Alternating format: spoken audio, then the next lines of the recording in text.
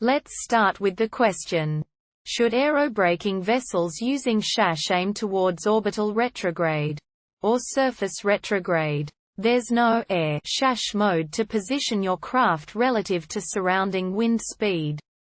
So what should the SAS mode be for aerobraking maneuvers? Orbital, or surface? Or, is there a more precise way to orient a vessel relative to wind speed? So how can we solve this? There are two possible answers. Answer 1. To get the most out of aerobraking, you want to orient your craft in the direction that gives you the most drag without your ship blowing up or losing any components you want to keep. That means the ideal orientation depends on the craft and the speed and angle of entry into the atmosphere. If you can survive any orientation, then you want to orient your craft so it presents the most drag. That means with the largest possible area.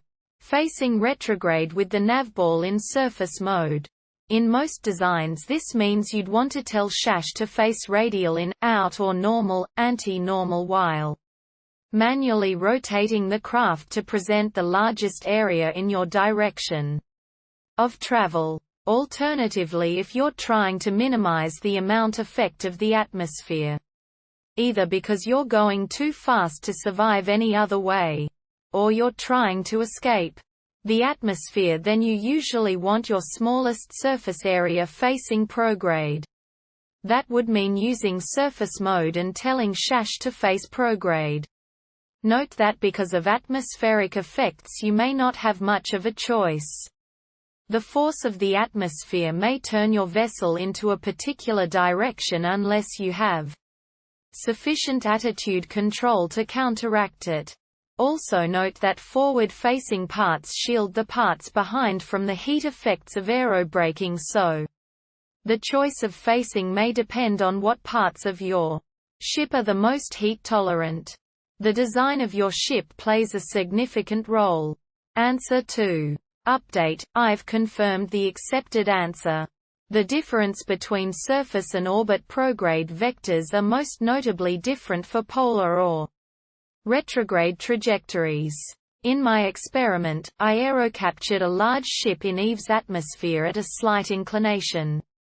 The ship used a 10 meters heat shield on top and 8 landing struts on bottom, making the total bottom diameter of the ship just under 10 meters.